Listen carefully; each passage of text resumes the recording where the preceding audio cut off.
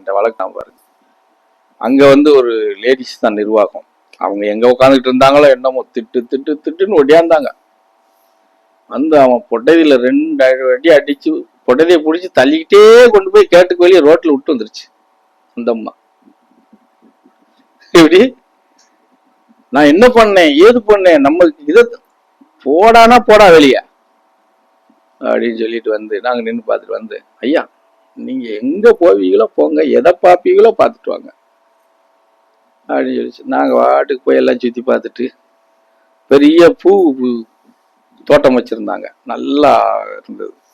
அதுக்குள்ள போலாம்னா அங்க ஒருத்தர் ஐயா அதுக்குள்ள போகாதீங்க நிறைய பாம்பெல்லாம் கிடக்கு அப்படின்னாங்க. அப்படியா கிடக்கட்டும் நாங்க போறோம் அப்படின்ட்டு எல்லாம் போய் உள்ள எல்லாம் அந்த பூ தோட்டத்துக்குள்ள போயிட்டு இந்த மட்டும் பூ வேற புடுக்கிச்சு பறிச்சு மல்லிகைப்பூவா இருந்தது குறிச்சு மடியில ஓட்டுக்கிட்டு அப்புறம் இப்படி கூடி அந்த நவக்கிரகம் வச்சிருக்காங்க அதெல்லாம் சுத்தி பார்த்துட்டு பிறகு வெளியே வரோம். அந்த அம்மா அங்கேயே நின்று அது போச்சா என்னன்னு தெரியாது, அங்கேயே ஒரு சேர் போட்டு உட்காந்துட்டு இருந்துச்சு. ஐயா எல்லாம் பார்த்துட்டீங்களா? நாங்க பார்த்துட்டு சரியா இருக்குதுங்களா? சரியா இருக்கோ இல்லையோ செஞ்சு வச்சிருக்கிறீங்க, இந்த மாதிரி ஆட்களை அடாவுடித்தனம் பண்ணாம நடத்துங்க. ஐயா அதெல்லாம் நடக்காதியா இனிமே. அவன் பாருங்க அந்த ரோட்லயே தான் நிக்கான், அவனை உள்ள விட மாட்டேன்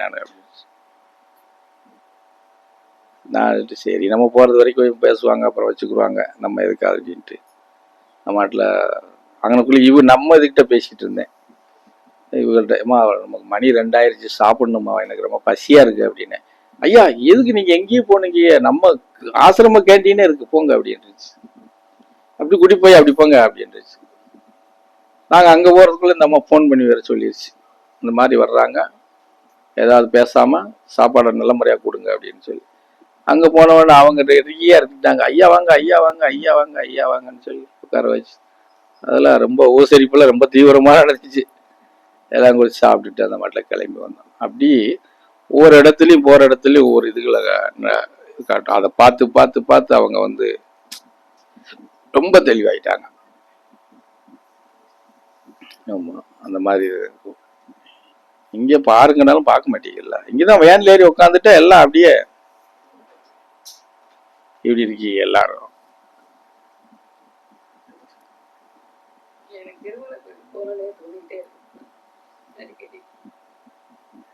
எனக்கும் போகணும்னு தான் ஆசை.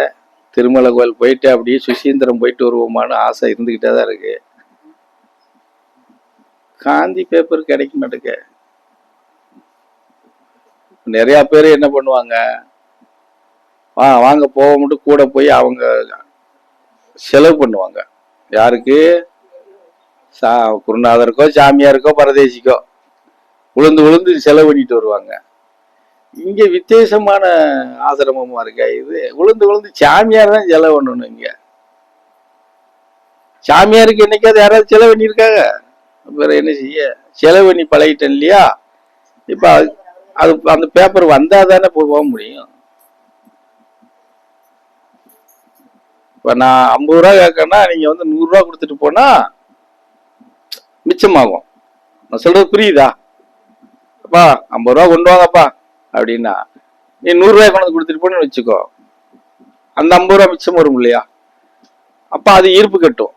சொன்ன மாதிரி அது என்ன குண்டியில என்ன புழுகு உறுத்தும், கீரிப்பூச்சி வகுத்துக்குள்ள குரன்னு கூப்பிடும்ல, அந்த பூச்சி மாதிரி எனக்கு கையில காசு இருந்தா குண்டியில கீரிப்புல அப்படியே குறைஞ்சுக்கிட்டே இருக்கும். இது எதுக்கு நம்ம வச்சிருக்கோம்? அதுக்கு ஒரு வேலையை காட்டி என்கிட்ட வாங்க போவோன்னு பத்திட்டு போயிடுவேன். இங்கேதான் தன்னால காஞ்சி போய் கிடக்க உள்ளதுக்கு என்ன பண்ணு தெரியாமல உட்காந்துக்கிட்டு இருக்கு. நீங்க தான் 50 கொண்டு வரனா 15 தானே கொண்டு வரீங்க, பிறகு எங்க கூடிய மிச்சம் இருக்கும்.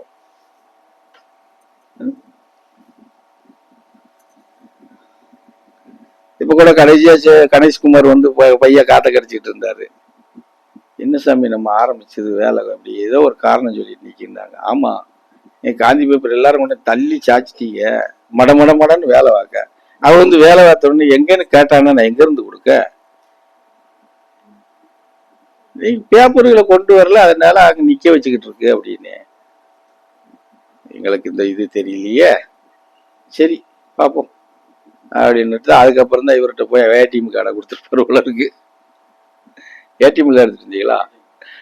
எடுத்து சரவண்ட கொடுத்து விட்டுருக்கேன், 50 ரூபா எடுத்துட்டு வர சொல்லி. 20 ரூபா கண்ணை வேலை பார்த்தது பாக்கி நீக்கி அவன்கிட்ட கொடுத்துருங்க, 30 இங்கே சேர்த்துருங்க, அப்புறமா அடுத்த வாரத்தில் மீதியை நான் பார்த்துக்கிறேன்ட்டு போயிட்டாரு.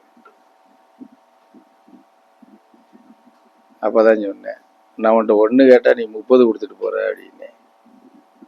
இல்லை வரும் கொஞ்சம் அந்த மாதிரி இருப்பு கட்டணும்னா அப்படித்தானே. இப்போ 30 ரூபா, இப்போ ஒன்றும் இல்லை, 30 ரூபா கோட்டா கொடுத்துருக்குன்னா எல்லாரும் 30 கொடுத்துட்டீங்கன்னா சந்தோஷம். எல்லாம் கம்மியாக கொடுத்துட்டே வந்தீங்கன்னா மீதி அந்த 10க்கு எங்கிட்டாவது கடன் தானே வாங்க வேண்டியது வரும். எனக்கு சொன்ன மாதிரி முதல்ல எனக்கு கல்பனா இருந்தா, இப்போ அவளும் கோயம்புத்தூர் போயிட்டா. யார்கிட்ட இப்போ கடன் வாங்கன்னு தெரியல.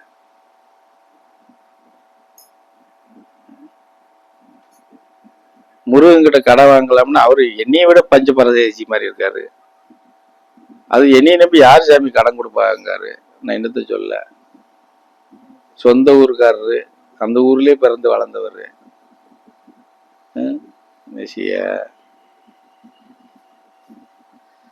போகணுமா?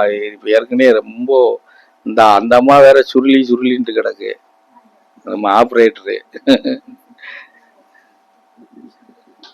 ஏதாவது ஒரு பக்கம் போகணும், அந்த கிணத்து வேலை முடியணும், முடிஞ்சாதான் எங்கேயும் போக முடியும். இப்ப இன்னொரு சிச்சுவேஷன் என்னன்னா, வெளியே போனா இங்க யாராவது 2 பேர் இருக்க வேண்டியது. யார இருக்கு சொல்ல?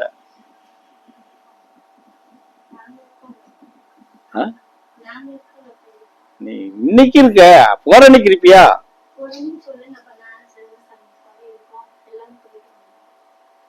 சரி பாப்போம், போற அன்னைக்கு சொல்றேன்.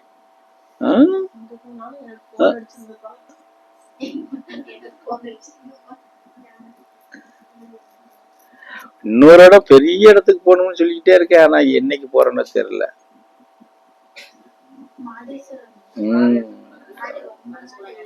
ரொம்ப நாளா சொல்லிக்கிட்டு இருக்கேன், இன்னும் போகணும்னு. என்னைக்கு போறானோ தெரியல.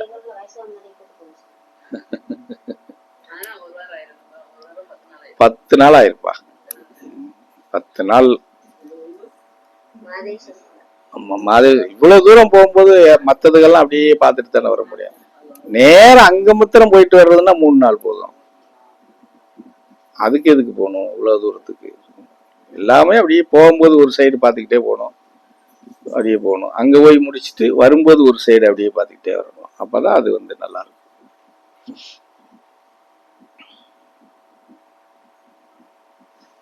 ஆனா 3 லட்சம் ரூபா வேணும்.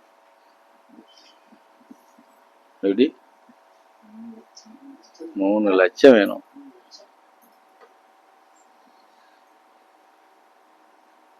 வண்டிக்காரனே நம்மகிட்ட பாதி வாங்கிடுவான், 1.5 லட்சம் ரூபா அவனே வாங்கிடுவான். இப்ப நமக்கு எப்படி 1.5 வேணும்ல?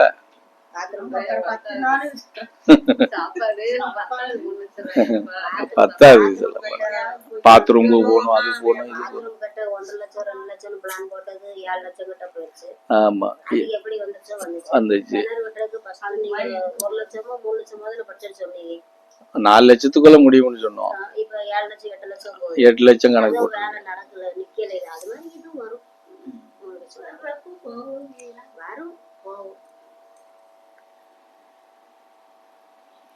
இப்படி கூடி அங்க போலனாலும் இப்படி கூடி கன்னியாகுமரி சுசீந்திரம் போய் அப்படி கூடி வருவோம் அப்படின்னு ஒரு ஐடியா இருக்கு. அப்படி கூடி வரும்போது குற்றாலம் வந்துட்டு குற்றாலத்துல குளிச்சுட்டு அப்படி கூடி திருமலை ஏறி அப்படி வந்துடலாம் அப்படின்னு ஒரு போன வாரமே நானே இந்த பிளானை போட்டேன். சும்மாவே படுத்து கிடக்கும், எங்கேயாவது போகுமா அப்படின்னு. பேப்பர் இவ்வளவு கடிஷ்டமா இருக்குதே, என்னடா பண்ணுவோம் அப்படின்ட்டு. இதான் எல்லாம் போய் 40 80 ரூபா வரைக்கும் வந்துடும். 80 ரூபா வந்துடும். 80 ரூபா தாராளமாயிரும். இன்னும் 10 ரூபா கூடுமே தவிர குறையாது.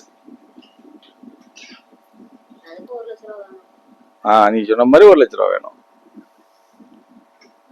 நம்ம எல்லாரும் அப்படி டிங் டிங் டிங் இப்படிதானே வருவோம், ஒன்னும் கொண்டுட்டு வர மாட்டோம்ல யாரும். என்ன கொண்டுட்டு வந்து ஒருவேளை தெரியாம ஒளிச்சு வச்சுக்கிறீங்களே நமக்கு தெரியல. ஒரு நாளாவது ஒரு வெளியாவது